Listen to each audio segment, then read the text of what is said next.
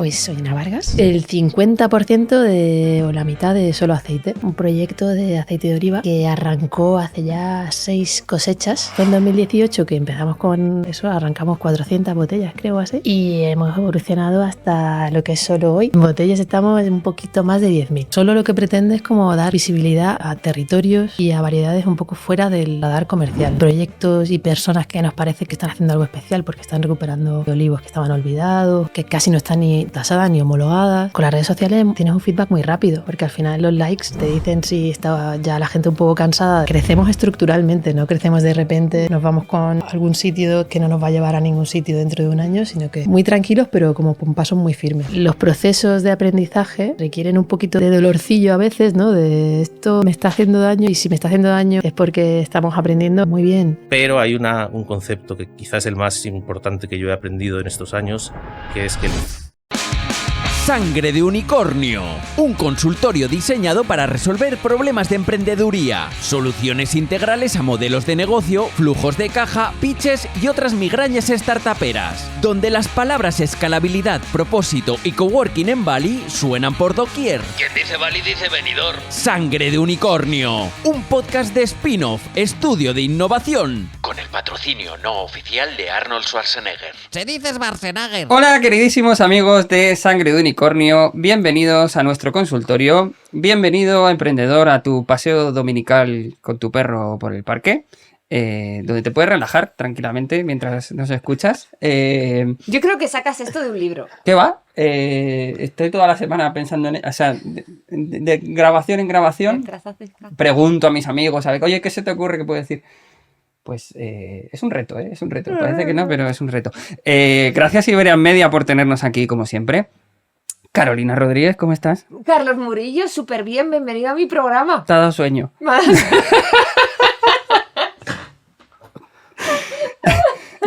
Tía, es que yo soy del club de las... Así nada más empezar ya está aburrida está ya. No, me aburrí, esto está a los cojones de ti. Aburrida. Que me he levantado pronto. ¿Todo bien? A entrenar. Ah, te has levantado, claro, Sí. como siempre. Como siempre, es yo que soy del club Carolina de las 5 de la 5:30. mañana, sí, a las 5 de la mañana. Pues todo muy bien, Carlos Murillo. ¿Y tú? ¿No tendrás algo que contarme? Sorprendentemente, sí. Esto no está nada guionizado ni preparado. Apenas. El capítulo anterior comentábamos que estábamos, estamos Qué ampliando. tonto eres, de verdad. Estamos en spin-off. Espera, ahora os lo cuento. Es que hasta que no se le pase la fatiga no podemos... ¿Lo tenemos? Es que te ataca. Venga. Diría tantas cosas. Venga, muy bien. Lo que os decía, que estamos en spin-off, lo comentábamos en el programa anterior, estamos ahora creciendo en equipo, ¿no? Entonces, esto es uno de los mayores miedos de todos los founders, ¿no? Cuando tiene que empezar a crecer el equipo y sobre todo cuando tienes que contratar a esos perfiles, a esos primeros perfiles que son muy clave para el crecimiento, ¿no? de la empresa, ¿no? Entonces, nosotros ahora estamos en ese punto, ¿no? De, oye, puedes conocer a mucha gente, puedes... mucha gente podría encajar en tu proyecto, ¿no? Pero realmente... estas primeras contrataciones no puede ser cualquiera de esa gente, tienes que seleccionar muy bien, ¿no? Entonces, queríamos compartir con vosotros eso, ¿no? Que estamos en este punto y que es importante para nosotros en esta situación, ¿no? Pues oye, gestionar muy bien las expectativas de en qué momento estamos, qué tipo de empresa eres, ¿no? Que no de repente lleguen y te pidan 50.000, ¿no? Oye, claro, Que nos lo han pedido de hecho, que hasta luego. es como, no, oye, nosotros somos muy transparentes con el momento en el que estamos, el tipo de empresa que somos, qué tipo de perfil necesitamos, ¿no? Y luego yo creo que otra cosa que nos está funcionando bien es no solo pensar en qué persona necesitamos, sino estar muy abiertos y muy flexibles también a propuestas, ¿no? Y cuando digo perfiles que a lo mejor aparentemente no tienes en la cabeza, pero de repente aparecen y pueden ser interesantes y no es el típico perfil, ¿no? Y luego también a sus estilos y formas de vida, ¿no? Es decir, oye, pues en cuanto a modelo de relación del contrato, en cuanto a tener más flexibilidad con ciertas cosas, que nosotros ya somos una empresa bastante flexible en cuanto a la forma de trabajar, pero bueno, que siempre partimos de no intentar imponer, sino también estar abiertos a escuchar, porque si no puede ser que te lo pierdas. Y bueno, pues estamos en eso y sobre todo lo que más valoramos es el culture fit, ¿no? Que encaje un poco en nuestra forma de ver el mundo y de pensar. Y justo ayer terminaba yo la entrevista de esta persona que esperemos que nos diga que sí.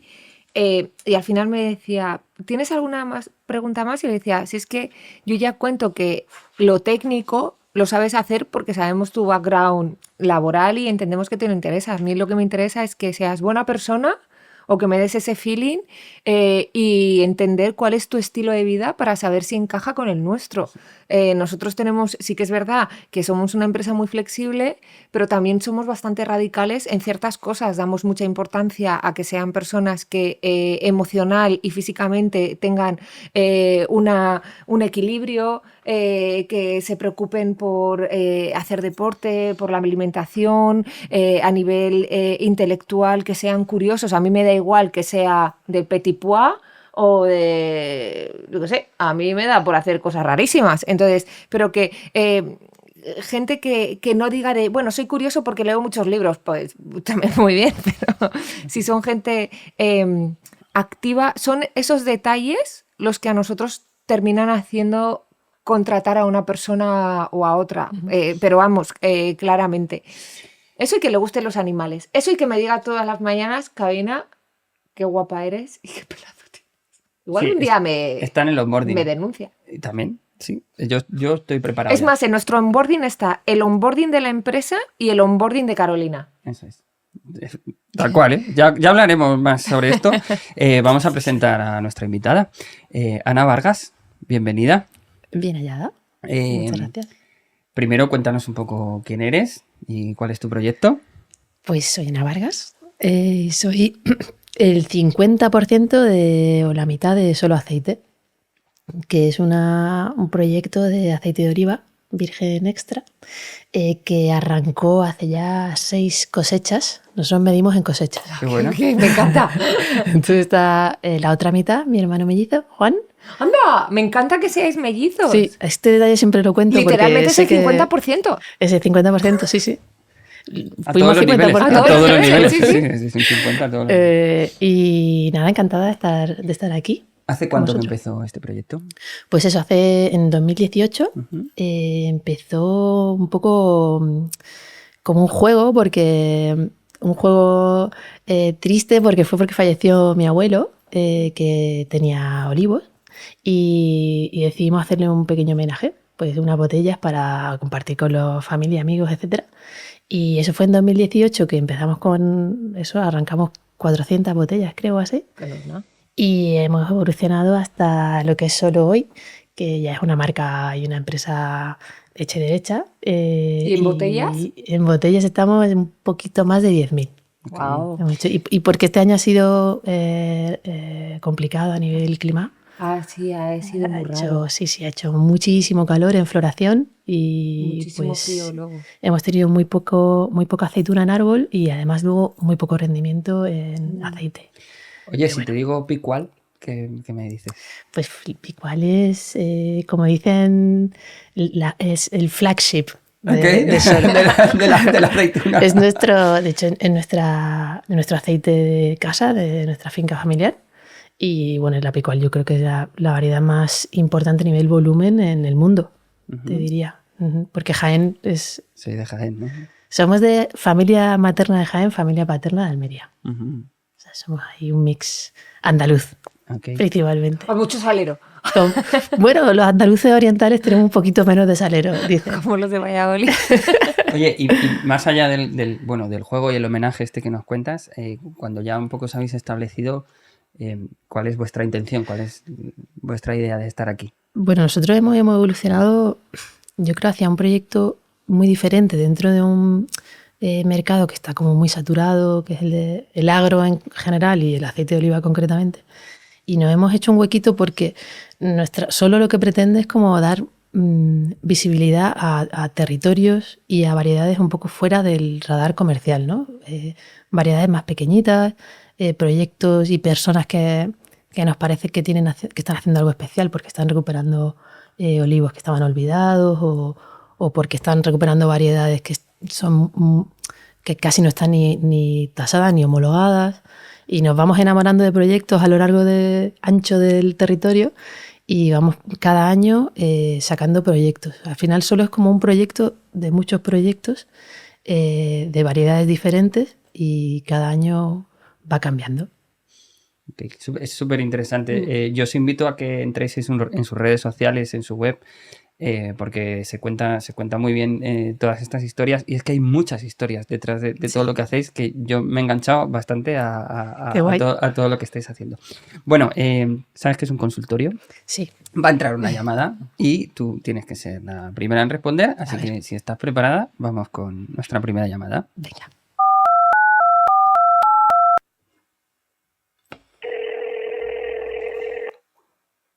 Uy, Uy, no, se ha roto. se han colgado. Ya me cuelgan. El Carlos este no... Ahora sí. Hola. Hola. Hola. ¿Quién eres? Hola, ¿qué tal? Me llamo Bea. Hola, Bea, cuéntanos. ¿Cómo estáis? Bueno, os cuento un poco. Yo soy responsable de marketing en una marca de galletas artesanales que son ecológicas y saludables. Y bueno, creo que hemos conseguido hacer un producto muy bueno, porque parece que hemos enganchado bastante bien con los consumidores. Vendemos tanto online como en puntos de venta bio de diferentes establecimientos. Ujú. Y bueno, como responsable de marketing, me pasa que estoy un poco atascada porque veo que nuestra comunicación y mensajes en redes siempre son están un poco en bucle en torno al producto, ¿no? Saludable, eco, bio, sin azúcar, ¿no? Etcétera. Entonces me pasa como que el producto ya no da para más y quiero empezar a hacer cosas pues diferentes que nos den visibilidad más allá de contar pues las bondades de nuestras galletas. Entonces, ¿qué puedo hacer para salir de este bucle? Ok, gracias, Bea. Ana, cuéntanos, ¿cómo lo gestionáis? Pues hemos estado ahí nosotros también.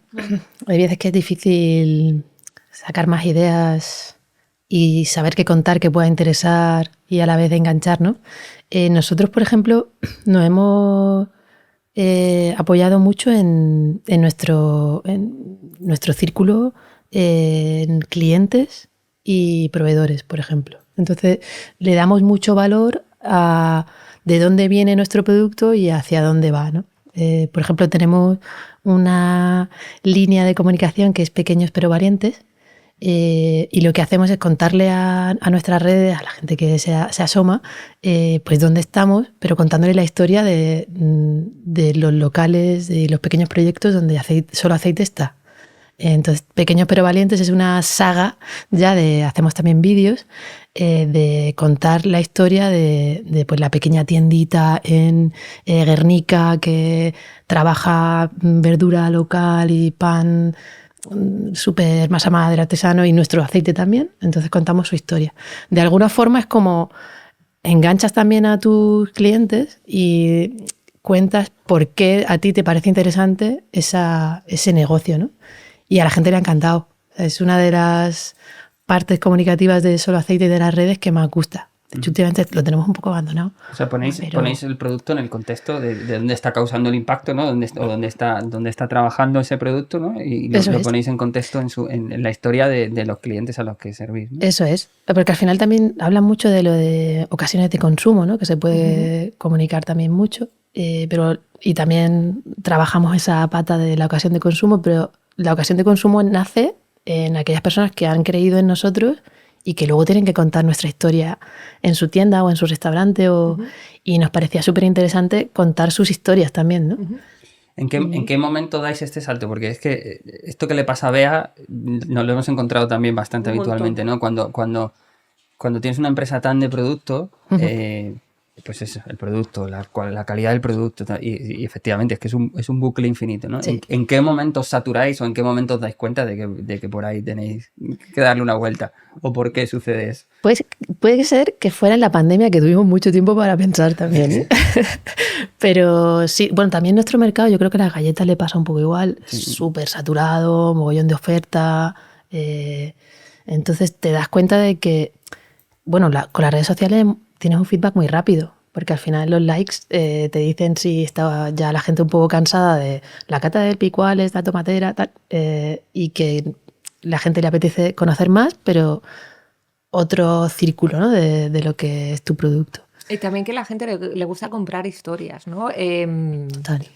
Ya sabéis que vienen especialistas al podcast y tenemos 2 especialistas en comunicación y en marca que suelen poner esto encima de la mesa.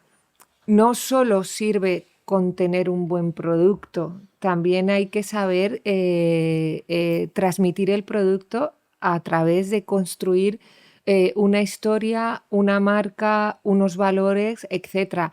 El cómo encuentres ese formato, vosotros habéis encontrado un formato muy bonito, que es más el de comunidad. Oye, yo te cuento mis bondades a través de las bondades de aquellos que me compran a mí. Eso es. Entonces es un giro muy, muy, muy interesante que a lo mejor a Bea le puede servir, porque muchas veces la gente cuenta las bondades desde el yo, pero vosotros lo habéis hecho desde el otro. Bueno, y ella, según ha contado, está en tiendas bio pequeñitas, ¿no? O sea, seguro que hay 1000 historias súper interesantes que... Yo creo que hay una cosa muy chula de lo que habéis hecho vosotros, que a mí me gusta, ¿no? Es porque efectivamente es que todo también, luego desde el punto de vista más marketingiano, siempre se dice mucho, ¿no? De oye, pues hay que contar historias, tal, pero más o menos todos estamos ahí, ¿no? Sí, vamos a intentar contar historias, ¿no? Lo chulo y lo que me parece a mí diferencial, Bea, de lo que hace Solo es, lo digo por si lo quieres echar un vistazo, ¿no? Que hay mucha realidad. O sea, no son historias y ya está, y es como una ficción creada para contarte lo que te quiero contar, ¿no? O sea, es que hay mucha verdad, ¿no? Porque de repente están del día a día, o sea, y a mí eso me parece súper diferencial en la forma de contar historias, ¿no? Que también, ahí se me ocurre otra pregunta, ¿no? ¿Cómo reciben estos establecimientos o estas pequeñas empresas, ¿no? Cuando les planteáis este tipo de cosas, ¿cómo lo hacéis? ¿Cómo hacéis estos planteamientos para que, de alguna manera, porque están abriendo su casa, ¿no? Y casi se están mostrando en cómo lo gestionáis para que sean accesibles y para que salga bien? Pues es que es mucho más fácil, o sea, es con mucha naturalidad y luego es que a ellos les encanta.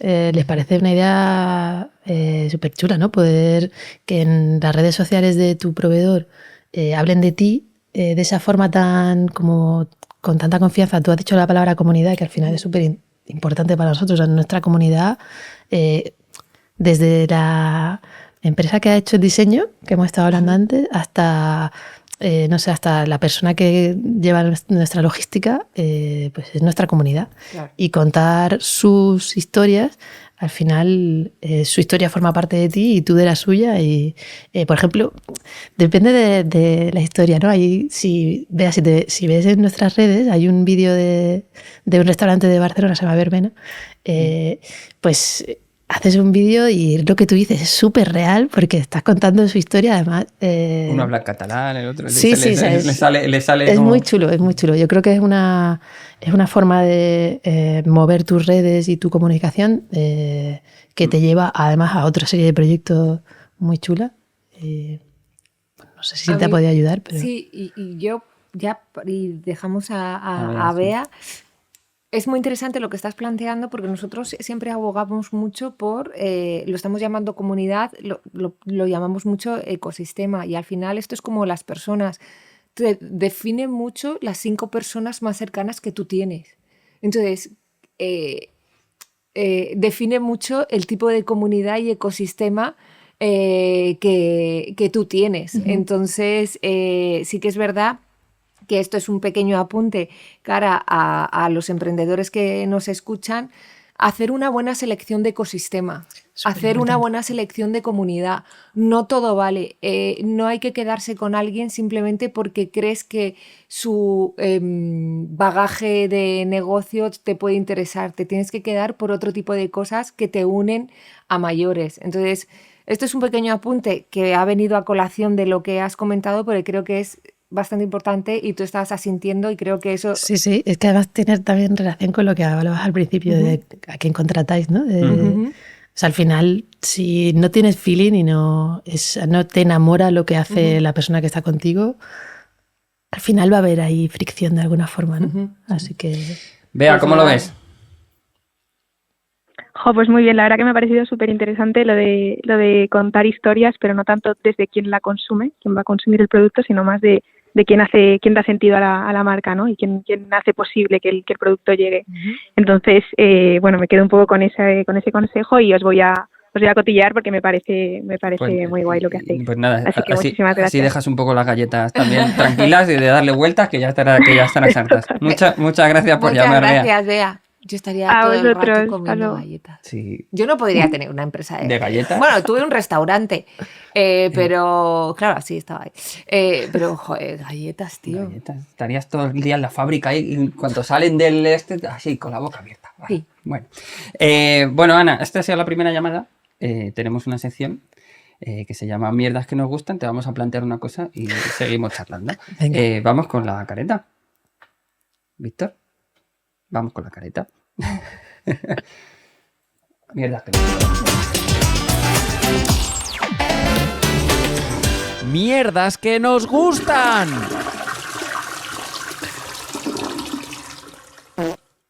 Víctor está piripi hoy. Víctor Está borracho. Estaba a sus cosas. Bueno, en esta sección básicamente los estímulos que recibimos Son muchos. en el día, ¿no? En cualquier momento, pues nos inspiran para luego traer contenido al programa, ¿no? Bueno, a mí me encantaría hablar más de las Kardashian de lo que me dejan. Bueno, si lo vinculas, Mm, si lo vinculas, ja. No. Esto lo va a pillar poca gente. Bueno, Expulsación. Uy. Bueno, entonces, en esta sección lo que hacemos es eso, ¿no? Yo, justo la semana pasada, Amazon Prime estrenó una película, una comedia que se llama Un hipster en la España vacía. No me la destripes, ¿eh? No te la destripo. Básicamente así, por dar un titular que está, vamos, es el tráiler, nada más. Es un chico muy joven con ambiciones políticas, pues muy, sobre todo muy ecologistas, muy de sostenibilidad, ¿no? De igualdad y este tipo de cosas, ¿no? Que quiere promocionar en su partido y entonces genera un proyecto para la España vaciada, ¿no? Entonces le mandan a un pueblo de Teruel a intentar implantar políticas, ¿no? Que son más propias de la ciudad o de la mentalidad de la ciudad en esos pueblos con una fuerte tradición, ¿no? Entonces, se me ocurría, ¿no? Porque como vosotros trabajáis mucho con pues eso, agricultores, gente de campo, ¿no?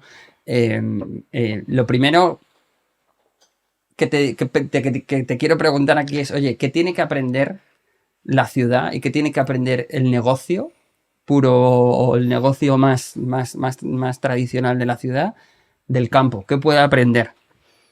Uf, un montón de cosas, yo creo. Te diría...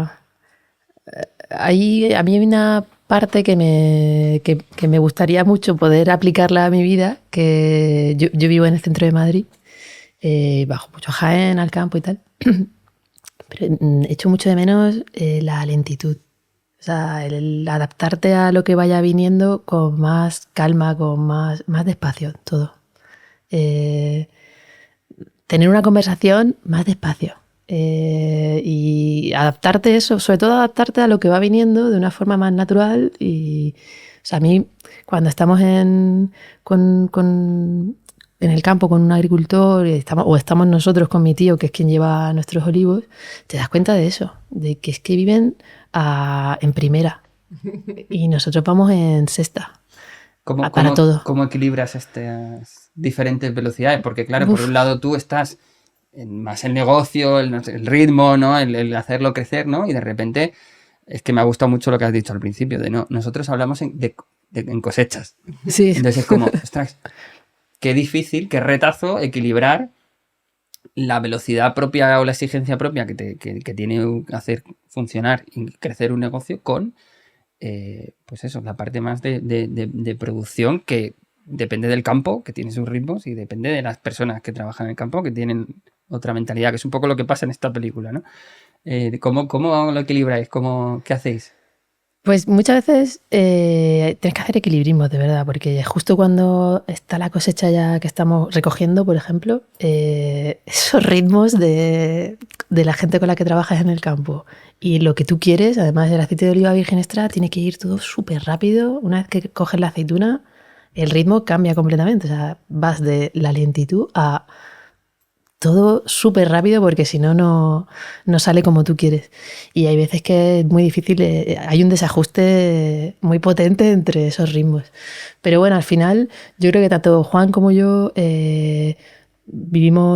tenemos una parte de la familia que ha vivido siempre en el campo y lo vivimos de una forma bastante natural. O sea, es verdad que hay veces que cuesta, pero... creo que además lo transmitimos mucho. O sea, solo de hecho el claim que teníamos, que no lo usamos mucho, pero el claim que le pusimos a la marca es aceite con calma. Uh-huh. solo aceite, aceite con calma. La gente nos preguntaba muchas veces de qué va esto de la calma. Y en parte va de eso. Porque también nosotros hemos crecido y la empresa ha evolucionado de una forma súper... Pausada. Vamos a decir, sí, pausada o muy orgánica, ¿no? No hemos dado como de repente un súper salto, hemos dado muchos saltos de estos de riesgo, como el cambio de etiqueta, pero vamos creciendo también de una forma muy tranquila. Que en parte mucha gente nos dice que tenemos que darle caña, pero nosotros creemos que tenemos que crecer así, de una forma más... Porque crecemos estructuralmente, no crecemos de repente, nos vamos con algún sitio que no nos va a llevar a ningún sitio dentro de un año, sino que, de hecho, conservamos casi todos nuestros clientes desde el principio, vamos muy tranquilos, pero como con pasos muy firmes, ¿no? Bueno, nosotros, un consejo que les solemos dar a nuestros clientes normalmente es que se les olvida la palabra consolidación. Están como súper obsesionados con el crecimiento y se olvida que parte del crecimiento es consolidar ciertas etapas, sea cual sea las que sea. Oye, tienes que consolidar la marca, tienes que consolidar este tipo de modelo, tienes que consolidar esta etapa. Y luego, por otro lado, es la elección que se tiene del tipo de crecimiento que quieres tener, como bien has dicho. Nosotros hemos elegido que este es el tipo de crecimiento en estos tiempos que queremos, aún sabiendas que si a lo mejor metéis otra marcha, tendríais otro tipo de crecimiento. Esas dos cosas son muy importantes. Saber qué tipo de crecimiento quieres tener y consensuado con tu equipo y con tu socio, súper importante, porque hay veces que uno de los socios quiere un tipo de crecimiento y otro. Y luego consolidar. Las etapas tienen que consolidar. Entonces, eso, al que esté pensando internacionalizar ya, porque se le ha dado bien el año pasado, llámanos. Oye, y una última curiosidad, Ana. ¿Notas mucho este choque cultural, no? Porque, o sea, ¿cómo reacciona la gente, los agricultores, más la gente del campo, ¿no? De ese ritmo lento a más conceptos de negocio? ¿Se interesan, no se interesan? Están abiertos a escuchar, o sea, porque cuando le hablas de marketing, de redes sociales, de tal, claro, yo me imagino es como o te ponen cara de póker o ¿cómo lo vives? O lo mismo, están cada vez más abiertos a ese tipo de conceptos. Pues es que yo creo que tenemos una relación muy abierta con ellos y a ellos les interesa mucho. Te preguntan, oye, ¿y esto cómo lo vas a mover?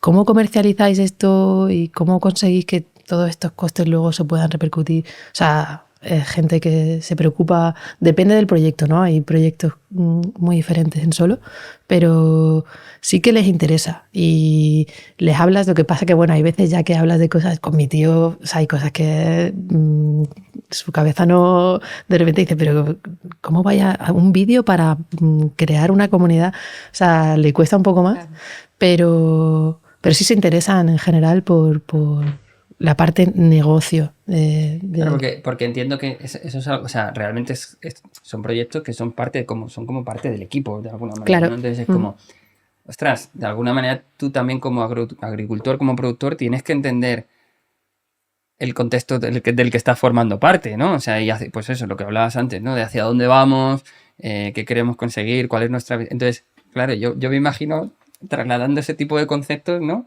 Que puede haber como mucho choque cultural, ¿no? Sí, pero bueno, también creo que nuestro concepto se entiende por su parte y lo comparten. Así que hasta ahora no hemos tenido ningún problema. Pero... Ok. Pues nada, vamos con lo siguiente. Vamos con la segunda llamada. Va a ser buzón. ¡Anda! Va a ser buzón, sí. A lo loco. A lo loco. Vamos con ella. Hola, buenas tardes. Me llamo Víctor. Encantado de saludaros. Soy jefe de operaciones en mi empresa. Os escucho frecuentemente y habéis hablado en muchas ocasiones de la importancia de crear un feedback loop y el aprendizaje continuo en las startups. Yo tengo también esta idea muy interiorizada, pero necesito saber algún ejemplo concreto de cómo llevarlo a cabo y tangibilizarlo.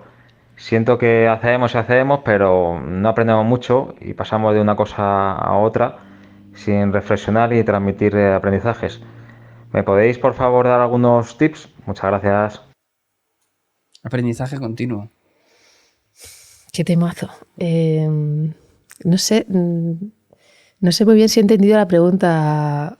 Nos decía que nosotros hablamos mucho de lo importante que es eso, ¿no? Como establecer sistemas de aprendizaje feedback, constante, ¿no? De aprendizaje continuo dentro de la empresa para que lo que vayas haciendo en los procesos, ¿no? Pues se vaya integrando como valor de la empresa para próximos, para el desarrollo y para el crecimiento, ¿no? Que es algo, o sea, que según decía, pues nos lo ha oído, ¿no? Y es como, vale, sí, pero cuéntanos más, ¿no? Entonces, ¿cómo gestionáis vosotros ese proceso de aprendizaje continuo? ¿Qué hacéis para tenerlo eso? Pues yo creo que al ser dos, también las cosas son más fáciles en el sentido de que no somos un equipo que hay que asentar entre cada uno y tomar decisiones en base a lo que hemos aprendido.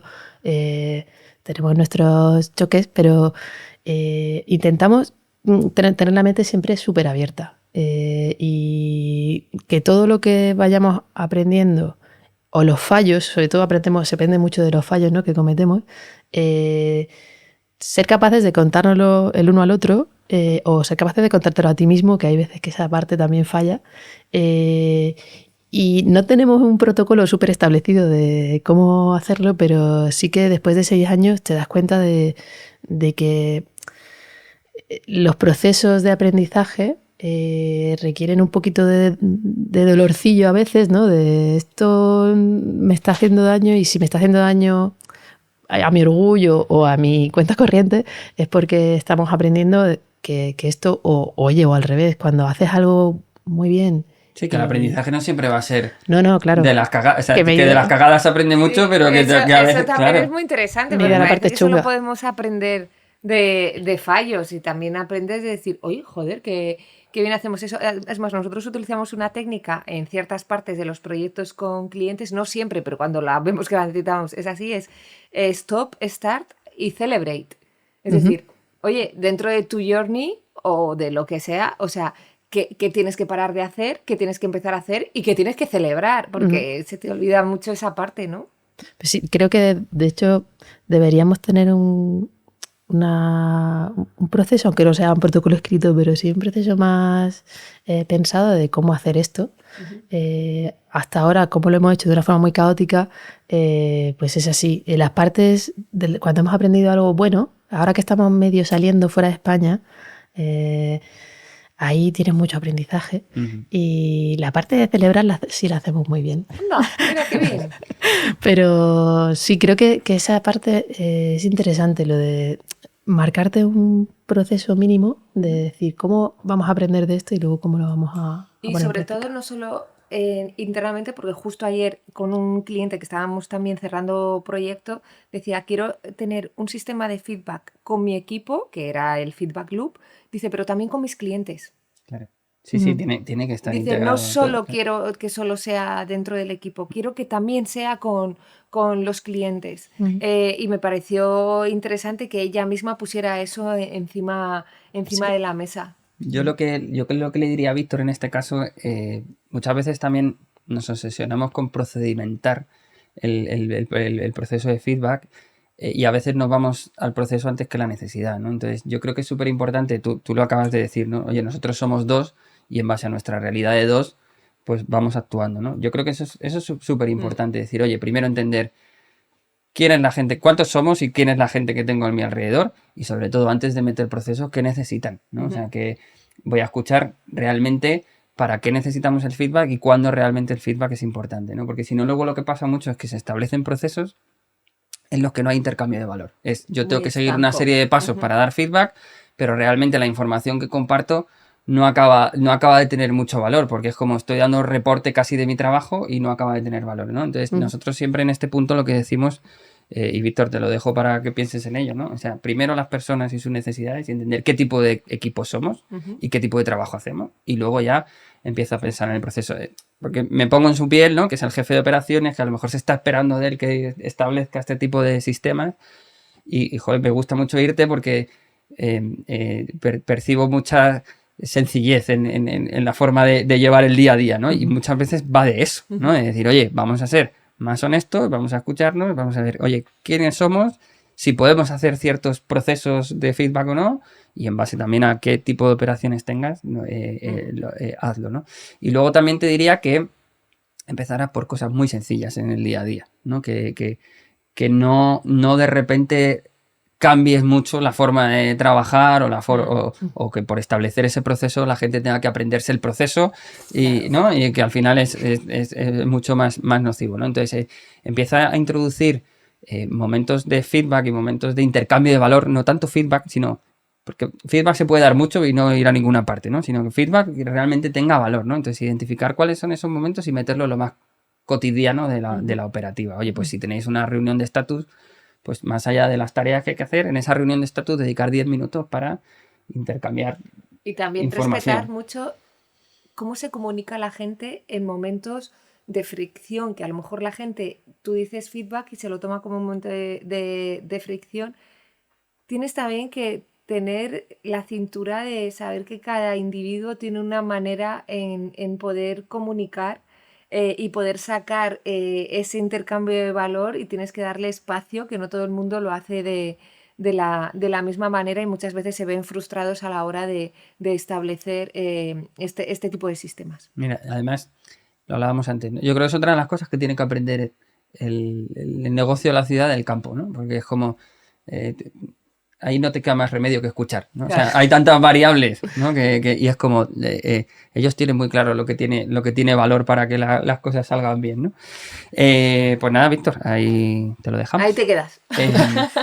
Vamos con lo siguiente. Pues nada, nuestra siguiente sector. El sector. Estamos en sectores, etapas. Nuestra siguiente sección es el especialista. David González, estoy muy contenta de que seas uno de nuestros especialistas, en este caso de datos. Cuéntanos un poco de quién eres tú.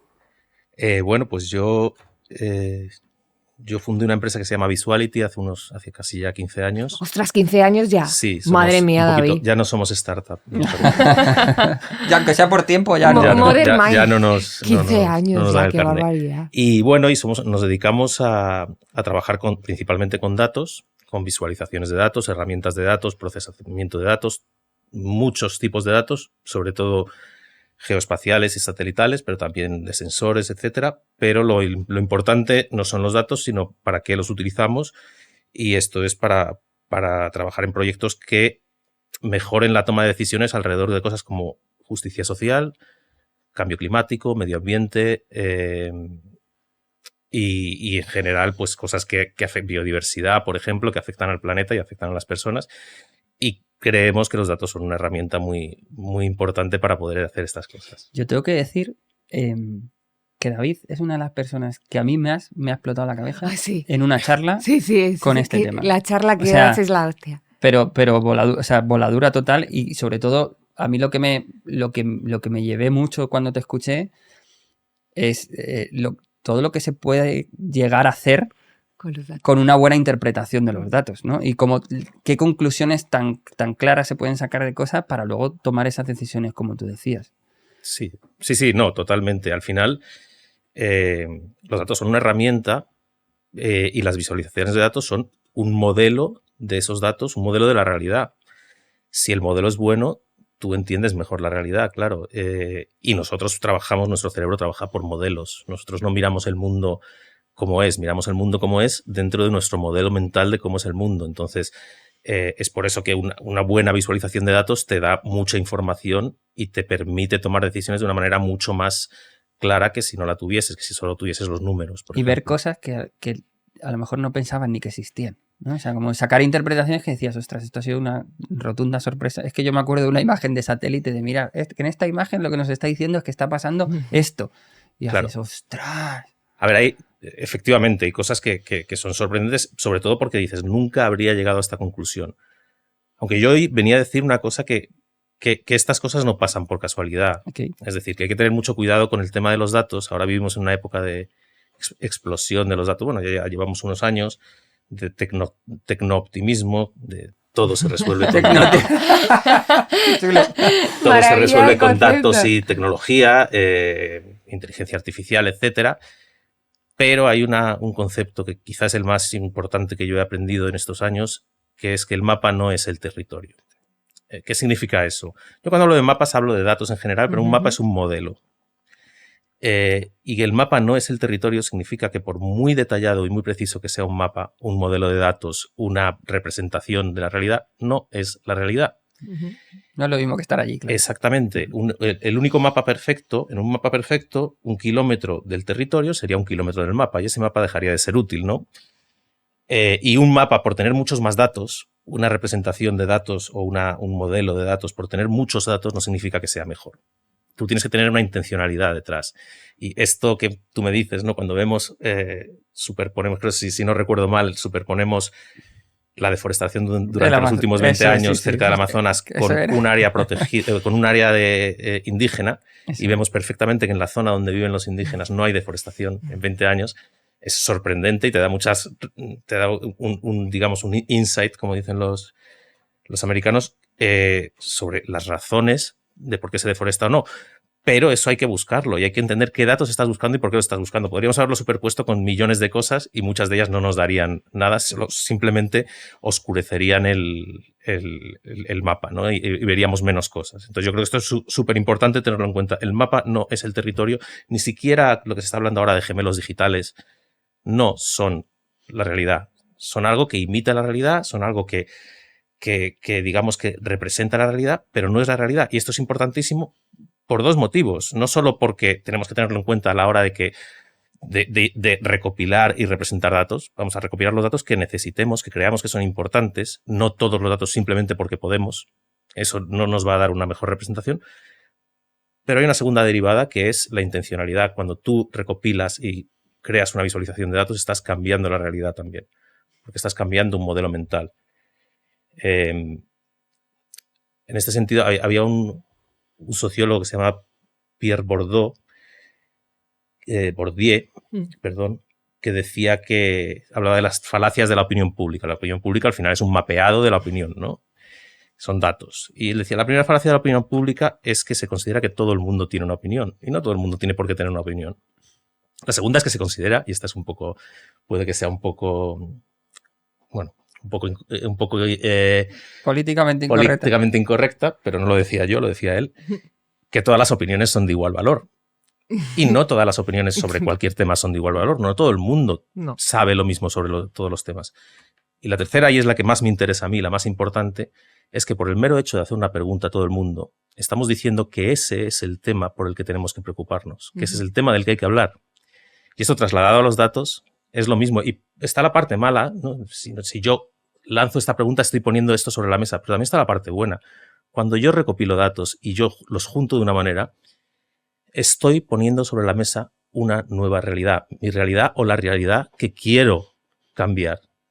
Lo puedo hacer inconscientemente, en cuyo caso me voy a confundir, o lo puedo hacer conscientemente. Cuando hablamos de deforestación y territorios indígenas, esa es la realidad que estamos poniendo.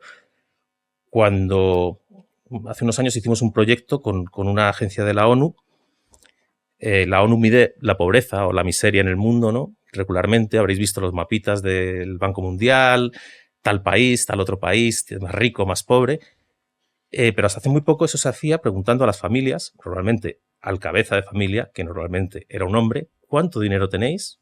¿Cuánto necesitáis? ¿Cuánto ganáis? Etcétera. Esta agencia dijo, no, vamos a empezar a hacer esto de una manera distinta. Vamos a preguntar a todos los miembros de la familia y en vez de preguntarles solo por dinero, les vamos a preguntar por educación, acceso a la información, libertad sexual, libertad de movimiento, libertad de expresión, hasta 17 dimensiones de la pobreza. Y el mapa es completamente distinto, por supuesto. Claro. Y el mero hecho de poner un mapa con países ya está diciendo que tú ves el mundo como compuesto de fronteras. La nacionalidad es más importante que si eres hombre, mujer, anciano o niño. Cuando tú preguntas a las mujeres, preguntas a los niños, preguntas a los ancianos, las necesidades, la pobreza son distintas. Entonces, la realidad inherente es la misma, pero tú acabas de crear una realidad nueva. Qué interesante. Mira, os súper recomendamos un documental que se llama Human. Está en YouTube, gratis, es impresionante y habla un poco de de la percepción de conceptos dependiendo de la persona, dónde ha nacido, en qué contexto ha nacido, etcétera, y es súper interesante. Pequeño apunte a colación de lo que acabas de decir. Y luego otra cosa que yo, cuando te conocí hace unos cuantos años ya, David, me encantó que dijiste, dice, mira, lo mejor de los datos es las historias que hay detrás de los datos. Dice, y la gente se olvida de entender por qué se ha llegado ahí, y el buscar ciertos por qué son los que te hacen conectar y encontrar realmente donde puedes ayudar. A mí eso, que parece tan basiquito así dicho, a mí realmente dije, ostras, o sea, No, sí. Y es súper relevante porque en el mundo del emprendimiento hay muchas startups de impacto social, ahora muchísimas en sostenibilidad, ¿no? Y hay mucho adalid de salvar el mundo y muchas veces con muy poco criterio, ¿no? Y entonces es como, ostras, qué importante para cierto tipo de empresas. O sea, los datos van a ser relevantes para el crecimiento de cualquier tipo de startup o cualquier tipo de empresa, da igual, pero me fijo mucho en esas, ¿no? En esas de impacto social, en esas de cambio medioambiental, ¿no? Que es como...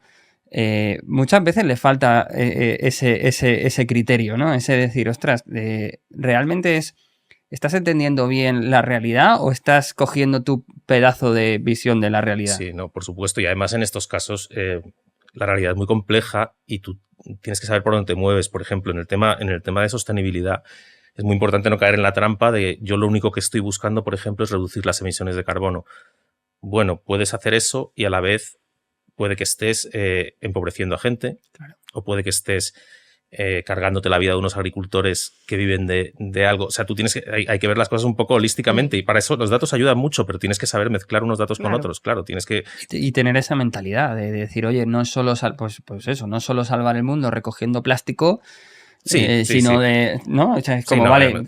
Yo creo que eso, en ese o el sentido, coche eléctrico es un ejemplo de eso, ¿no?